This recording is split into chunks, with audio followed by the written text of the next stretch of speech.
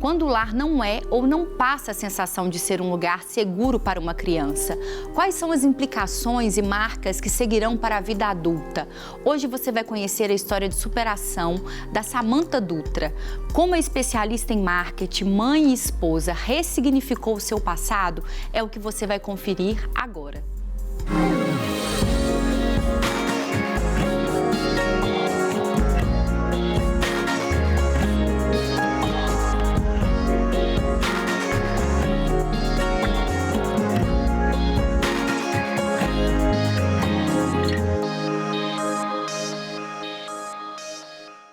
As suas memórias te libertam ou te aprisionam?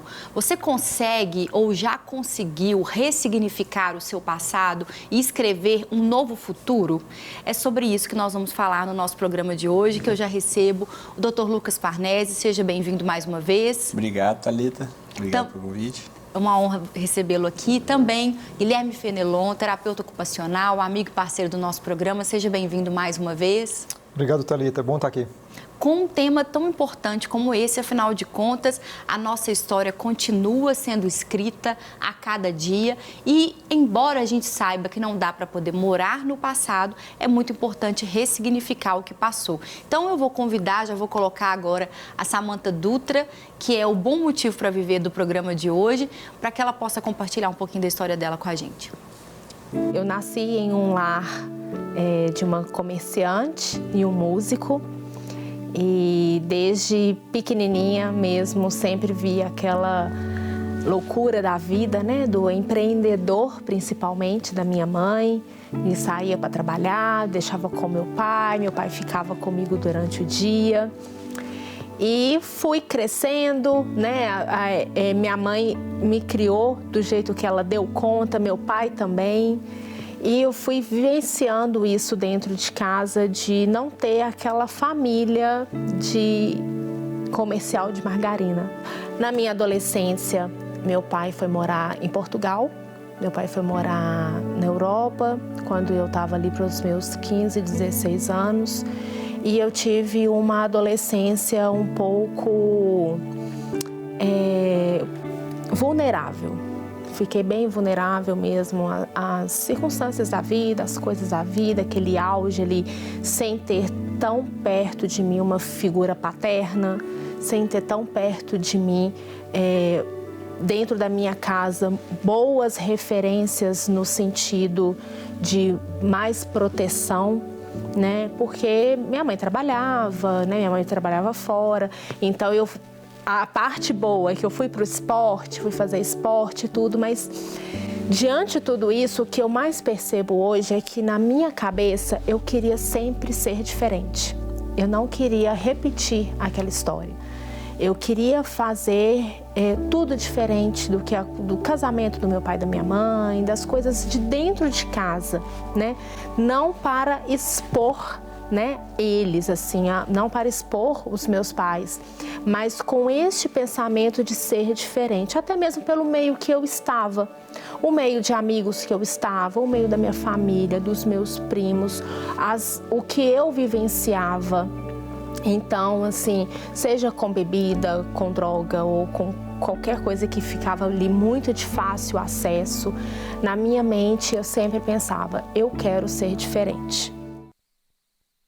Quais as implicações desse sentimento de insegurança e vulnerabilidade e falta de proteção na infância? Thalita, quando você tem um ambiente que favorece toda essa relação de insegurança, as outras relações sociais que a gente constrói também vão estar vulneráveis, seguindo essa estrutura que está abalada.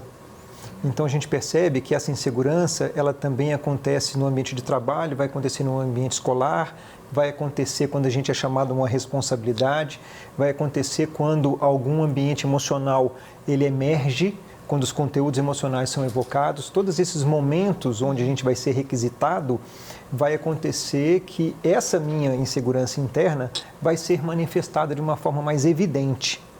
Então, essa circunstância precisa ser olhada e eu preciso entender esses pontos de vulnerabilidade que eu tenho.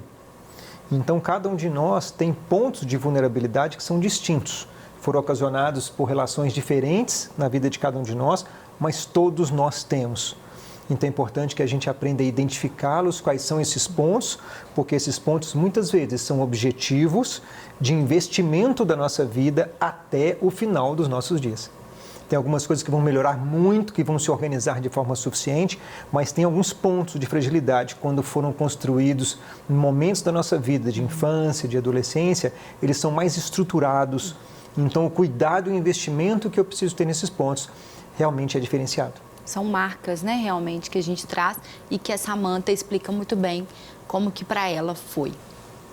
Fui criada para ter independência, para ser aquela mulher independente, para ser aquela mulher que não depende de homem, que não depende de marido ou qualquer coisa assim, para criar a minha vida, né? E isso me distanciava muito do ser mulher, mãe, esposa, dona de casa, e isso me distanciava muito disso, né? Era frases, por exemplo, que vinha na minha cabeça assim: se você não dá conta de passear com seu cachorro toda semana, você vai conseguir criar um filho? Se você não consegue, se você não sai para arrumar sua cama todo dia, você vai ter condições de ter uma casa? Na minha adolescência mesmo, eu acho que a falta da figura masculina, ela fazia com que eu ficasse mais dependente emocionalmente de namorados ou de uma pessoa masculina, sabe? E com certeza essa experiência do primeiro casamento, que foi muito para sair de casa também, que foi muito para tentar viver uma vida ali fora daquele contexto, né, trazendo mais dependência emocional, e depois de um tempo eu vi que não era aquilo, né? Falei, gente, não é isso. Então, com certeza tem essa relação, né? Lucas, qual que é o impacto dessas conversas internas que a gente tem, nos contando ali, né, como ela narrou, narrando para ela em verdades, né, comparações ali que desqualificava ela para poder ser a mulher que ela poderia ser em Deus. Isso é uma coisa que tem que ser muito alinhado, né? O tal do autoconhecimento, né? Mas um autoconhecimento verdadeiro, né? A gente tem que olhar para a gente como espectadores, mas um espectador educado que não vai, né? Aquele que olha e analisa o que pode melhorar e melhora, né? E não porque eu sou péssimo, eu devia ser assim, ou eu preciso mostrar para alguém, ou para a sociedade, ou para minha família, né, que eu posso, que eu vou vencer. Mas porque eu vejo que eu posso melhorar e eu melhoro. Um movimento natural, né, de evolução, de melhora da nossa condição. Né? A gente está sempre buscando melhorar, né, sair de alguma situação, resolver alguma situação. Quando eu começo a cismar com determinadas coisas, né? Quando eu começo a achar que eu não sou tão bom, que eu não sou tão eficaz, que eu não... Pode ser uma verdade, né? Mas essas marcas que a gente vem carregando ali, isso faz a gente paralisar, né? Isso vai paralisando, isso vai deixando a gente inerte, trazendo essa dependência que ela falou, né? Então, eu começo a trazer alguém para suprir essa minha carência, para suprir essa minha necessidade, e acaba traçando essa dependência emocional que muitas vezes acaba acontecendo. E uma dúvida, Lucas, a mania ou alguns episódios, alguns casos, por exemplo, que são diagnosticados até de esquizofrenia e tudo mais, qual que é a diferença dessa conversa interna repetitiva que tem a ver com um trauma, com um bloqueio, com alguma coisa que está acontecendo, ou quando é um quadro que já mostra ali um sinal de uma doença mental? Não, essas conversas, ela não está ouvindo uma voz, né? É como se fosse uma ruminação de um pensamento, interna, né? Eu fico ali pensando sobre mim, e conjecturando, olhando para o meu passado e projetando o meu futuro de uma forma saudável ou não, né? E aí, tudo bem, né? Às vezes as pessoas perguntam lá no consulta, no Instagram, eu fico falando muito sozinho, tem problema, né? Aí a gente fala brincando, não tem problema se você ouvir, né? Se você ouvir uma resposta, tem problema, né? Então a gente fica ali pensando, né? A gente fica analisando, até aí tudo bem. Nesses quadros de esquizofrenia, esquizofrenia, né? Esses quadros psicóticos, né? A mania, às vezes evolui com sintomas psicóticos, são sintomas delirantes, né? Alucinações, né? A pessoa ela não está conversando, ela está ouvindo, né? Ela talvez esteja conversando com alguém que ela acha que está ali, ou com alguma voz, alguma entidade, né? Alguém que ela delirantemente, né? Ou de uma forma, ou alucinando ali, né? Ela está ouvindo, né? Está tendo um sintoma totalmente psicótico. Então, o conteúdo dessa conversa também diz pra gente se é uma conversa natural ali, interna, que a gente está tendo, reflexiva sobre um determinado assunto e não uma coisa que eu estou criando, um mundo imaginário, com alguém que eu estou conversando realmente. Seria uma forma de identificar? Tem que ter um pé na realidade, né? Entendi. Eu tô aqui conversando, né? Eu posso estar pensando tudo errado, né? Aconteceu alguma coisa comigo que eu fracassei, eu começo a achar que eu sou um fracassado, que nada vai dar certo, mas eu não chega a ser um delírio, né? Eu não acho que tem alguém me vigiando, né? Eu não acho que eu estou sendo perseguido quando ninguém está me perseguindo, né? Eu não acho que eu estou sendo controlado, que forças externas me controlam, né? Isso aí são sintomas psicóticos, né? Graves que demandam tratamento medicamentoso. E se tem dúvida, procura um terapeuta, procura um psicólogo, procura um psiquiatra, né? Vamos ver como que os desdobramentos da história da Samantha chegaram ali na fase adulta dela. Eu falo que o Deus Pai foi o Deus que trouxe para mim essa proteção da paternidade também. Então, o Deus Pai, ele me deu forças também para eu conseguir fazer um caminho totalmente diferente. E desde então, casei, né, tive um divórcio, e depois eu casei, já tenho uma filha que vai fazer 3 anos, e eu vejo como que eu era a menos provável de ser alguém, né? Quem é esse alguém? Né? Não vai dar em nada, vai crescer fazendo tal coisa, a adolescente perdida, não vai dar nada que presta. Então, são essas vozes que vão perdurando, são vozes que vão vindo. E, graças a Deus, eu mudei completamente essa história, né? Então, eu usei da minha história, eu usei do meu histórico de vida, eu usei de onde eu saí para fazer diferente e para ser diferente. A terapia me ajudou muito, muito, porque sozinho, gente, a gente não consegue, né? Eu sei, a gente tem um Deus maravilhoso, a gente tem um Deus perfeito, um Pai, mas a terapia, com certeza, ela foi muito fundamental também nesse meu processo de reconstrução, de reerguer, de conseguir passar isso para frente. A terapia tem esse caráter, né, de ser esse ambiente seguro de escuta, né, que vocês promovem de forma científica, de forma em todos os sentidos, todos os âmbitos, né? E vocês promovem para a gente esse espaço que consegue dar nome para as coisas e colocar as coisas no lugar, né? Ela já no início ele tinha contado sobre o quanto escutar aquilo, né? Chega um ponto que você começa a acreditar nessas vozes como se fosse uma verdade, né? Que você não dá conta, que você não consegue. E a Samantha é empreendedora, é uma mulher muito ativa, mobiliza outras mulheres também de forma ativa, de forma empreendedora, mãe, esposa. Ela reconstruiu uma história. E é tão importante a terapia nesse processo, né, Guilherme? Thalita, extremamente importante. Como que a gente percebe algumas características que vale a pena a gente evidenciar na história dela. Primeiro, que ela vem de um lar e essa desestruturação do lar que ela vem faz com que ela tenha uma ideia de que eu não quero repetir isso na minha própria vida. E justamente a partir desta convicção, querer isso, desejar isso, dar conta disso, existe uma distância. O quanto que eu adquiri de habilidades para poder fazer isso. Tanto que ela relata em seguida que no primeiro relacionamento que ela teve, houve ali algo que não deu certo, que não funcionou, que não fluiu.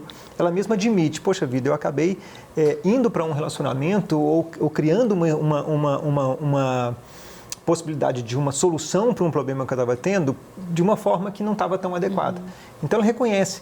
Então, existe uma distância com relação a isso. Então, a partir de um momento onde ela estrutura todas essas ideias, essas convicções, esses pensamentos. É interessante que quando ela fala de ouvir essas vozes, ela não está falando dessas vozes de uma psicose, ela está falando de vozes internas, que são aquelas verdades que a gente acaba desenvolvendo para a gente mesmo, que a gente acaba acreditando em ambientes externos ou outras pessoas, e eu tenho aquilo como algo determinista para a minha vida.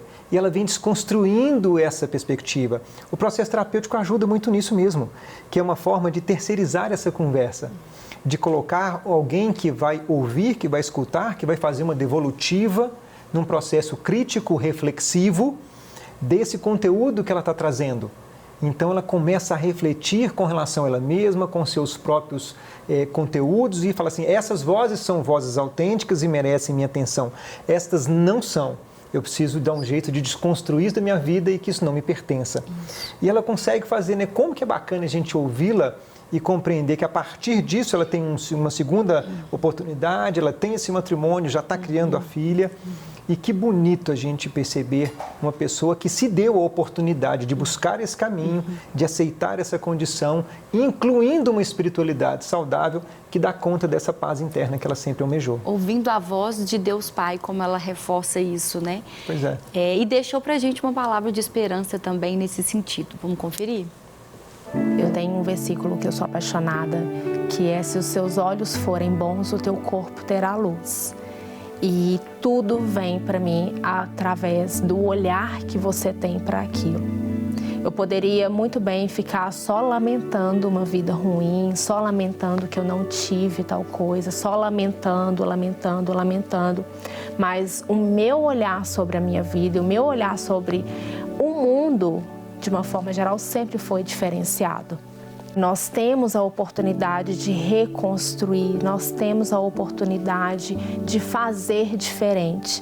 Não é porque, às vezes, a gente nasce numa família ou cresce num meio que nós precisamos nos tornar aquilo. Você pode fazer diferente. Existe esse caminho, não é fácil. Precisamos de ajuda, precisamos de pessoas, porque muitas vezes sozinha a gente não vai conseguir. O maior anseio da Samantha, ela destacou isso bem no início ali várias vezes, que era o anseio de ser diferente. E, de fato, ela é diferente e está fazendo a diferença dentro do propósito dela, da jornada dela, né? Como mãe, como esposa, como amiga, profissionalmente também. Então, isso é muito bom, porque a gente precisa cada vez mais desmistificar essa ideia de que terapia, de que psiquiatra é coisa de gente... Não, é coisa de gente que não aceita viver aquém da vida abundante que Deus preparou para nós, né? Falou assim, eu tenho coragem para poder sentir isso aqui, para ser vulnerável em relação a isso aqui, mas eu posso mais, em Deus eu posso mais, né? Então, a gente escuta uma história como essa e você fala assim, você não precisa repetir os ciclos. Você vê ela destacando isso tão corajosamente, né? De que é fácil? Não é fácil, mas... Existem pessoas, existem profissionais, existem especialistas, amigos, familiares. Às vezes você olha e fala assim, mas as pessoas vão ter preconceito comigo no trabalho quando souberem. Ela é uma empreendedora extremamente capacitada. O movimento do empreendedorismo na vida dela é algo tão que tem tudo a ver com a origem dela, né? Na música, na arte. Então, você traz isso e dá nome para as coisas, coloca as coisas no seu devido lugar e, em vez de ficar só com a parte ruim do que fizeram com a gente, nós nos tornamos agentes da nossa própria vida, falando, olha, eu vou fazer um filtro. O que é bom eu vou reter, o que não é bom eu estou eliminando, porque eu não quero essa vida para mim mais. Não é verdade? Muito bom a gente perceber as pessoas que vão encontrando dentro da própria caminhada as respostas que ela precisa. É importante, Thalita, que a gente não vai encontrar pronto, não. É no caminho. Tem essa passagem maravilhosa nos evangelhos, né, onde as pessoas encontram com Jesus no caminho. E os primeiros cristãos eram assim conhecidos, né? Aqueles do caminho. Aqueles que no caminho encontram as respostas, que no caminho encontram a cura, que no caminho encontram os desafios e que nesse caminho vão encontrar sempre a companhia daquele que nunca vai nos abandonar. Isso. E eu queria que você destacasse para a gente, Lucas, a importância de nós, especialmente quem já passou por situações como essa, de sermos promovedores desse tema, sabe? Não só em um mês, mas o ano inteiro. Que terapia, que psiquiatra, que tomar uma medicação. Isso não diminui uma pessoa, isso não desqualifica uma pessoa, ela não se torna a pessoa menos importante. Como nós, familiares, vamos conseguir ser esses promovedores de vida também nos nossos ambientes. Isso é muito importante, né? Porque às vezes quando a gente passa por algo, o nosso olhar muda, né? A nossa percepção ela fica diferenciada e a gente se torna capaz de olhar para o problema do outro de um jeito completamente diferente, né? Às vezes o problema parece uma coisa banal, né? Você pode olhar para a vida dela e falar assim, mas isso já passou. Né? Isso aí já ficou. Só que quando a gente já viveu, a gente sabe que aquela coisa não é assim, né? A gente não sabe que é assim que funciona, né? A gente confunde depressão com tristeza, né? Na hora que eu estou triste, passa, então vamos sair, né? Eu estou triste, eu vou para uma festa, melhora, então vamos para a festa comigo, né? Então começa aquelas ideias sem sentido, né? Que às vezes deixa a pessoa pior ainda. Como se você fosse falar para alguém que está doente, vamos sair que você vai melhorar. Vamos lá, vamos chegar para o diabetes, só para de comer açúcar, né? E esse é o glicose volta ao normal, né? Então, assim, aquelas ideias totalmente distorcidas, né? Não é assim que funciona, né? É só parar de comer sal que a sua pressão baixa, né? Não é assim que a coisa funciona. Então, essas pessoas, elas viram agentes mesmo, né? Elas viram agentes para fortalecer pessoas que às vezes não sabem com quem conversar, né? Ela relatando, ela contando ali, as pessoas às vezes criam coragem de conversar com ela, né? De contar para ela, de trazer a situação para ela, porque sabe que ela não vai falar essas bobagens, né? Não sabe, vai falar, não vai desqualificar o sentimento da pessoa, né? Não vai falar assim, você é bobeira, ou dar aquela solução simplista, né? Que às vezes ofende, né? Às vezes é ofensivo, dependendo do que você propõe, né? A pessoa não quer melhorar, você está assim porque as pessoas já ouvem todo tipo de coisa, né? Todo tipo de coisa. E às vezes de uma forma bem intencionada, simplesmente a pessoa não entende a pessoa que falou, né? Às vezes ela não está querendo te botar para baixo, não está querendo te deixar pior, né? Isso tem que ser destacado também, né? Ela não está querendo te piorar a sua situação, ela simplesmente não entende, né, o que está acontecendo com você. Ela não estudou, ela nunca passou por aquilo, né? E ela acha que a vivência da depressão é a vivência de quando ela perdeu alguém, de quando o cachorro morreu, que ela ficou mal um tempo e depois se recuperou, né? Então, às vezes a pessoa está fazendo isso bem intencionada, né? Só que de uma forma inadequada. Então, essas pessoas que já passaram, elas viram instrumentos mais robustos, né? Instrumentos para ajudar e acolher essas pessoas de uma forma mais qualificada. E queria também que você compartilhasse com a gente, Guilherme, para a gente poder encerrar, é o outro lado também, da importância da pessoa aceitar, se propor a esses pequenos movimentos em busca da cura dela, de aceitar que tem uma situação que precisa ser resolvida, mas de não aceitar ficar naquela situação. Porque muitas vezes também a família tem aquele sentimento contrário de tipo, a gente está fazendo tudo, a gente paga a terapia, aí a pessoa fala que não quer terapia, chega lá e volta para... Gente, o tratamento é muito difícil. Ele é muito desafiador. Não pensa você que você está sozinho nessa situação com seu filho, ou com seu marido, ou com sua esposa. Ele é um tratamento muito complicado. É um tratamento que envolve a família toda, é um tratamento de chegar lá e a pessoa não querer falar na terapia, ou de não tomar o remédio, ou de tomar para mais o remédio do que deveria, de ter crises, de às vezes ter casos de internação. Então, não é um tratamento fácil. Mas eu queria que você falasse também para a família, né? Sim. Essa palavra. Quando a gente percebe uma condição da nossa ordem de saúde mental e a gente percebe por onde eu começo, o que dá para a gente poder fazer no início? A gente, muitas vezes, pela cultura imediatista que a gente está sendo imposto, eu vou acreditar que eu vou usar uma medicação, isso vai me resolver, que eu vou para um processo terapêutico, vai me resolver, que eu vou fazer um esporte, então isso vai resolver, eu mudei minha alimentação. E eu percebo, claro, que todas essas coisas são importantes, só que a circunstância ela é muito individual e particular. Quando as pessoas chegam no processo terapêutico, é tão comum as pessoas perguntarem quanto tempo eu vou fazer terapia? E a resposta única possível é não sei. Nós vamos andar junto com relação ao processo de construção terapêutica. Ela é um processo de caminhada conjunta, onde existe uma relação particular, diferenciada, específica, com um profissional preparado, com uma escuta qualificada, com uma metodologia de trabalho adequada e um caminho, uma relação, né, que exige muita confiança, existe muita segurança, esse ambiente que acolhe para gerar essas seguranças internas. E quanto tempo que isso vai durar? Não sei quanto tempo vai durar. Pode ser 1 ano, 2, 3, 4. Eu tenho clientes que eu atendo há 8 anos. Não é o comum? Não. mas ali os processos, em média, 1 ano e meio, 2, 3 anos de um processo terapêutico é o comum, é o que a gente tem mais adequado com relação a um tempo. E isso é importante as famílias compreenderem, porque o processo terapêutico, Thalita, nunca é linear como a gente gostaria de ser. Os processos de tratamento não são lineares como a gente gostaria que fosse para nós mesmos. Eles vão fazendo um movimento. A vida não é linear, né? E isso a gente tem que aceitar, porque o processo vai se dar dentro desse contexto. É claro que eu olho para trás a partir de certo ponto e eu falo assim, puxa, melhorou, houve um avanço, houveram ganhos significativos com relação a isso. Então eu tenho parâmetros para ajudar a avaliar e mensurar. Até quando eu estou... Muitas vezes, a gente não pode negar que isso ocorre. Existe o boicote com relação ao processo, existe muitas vezes a pessoa estar com dificuldades defensivas com relação ao processo. E isso cabe, nesta relação de ajuda, ser identificado e convidado a pensar de uma forma diferente num processo de reabilitação.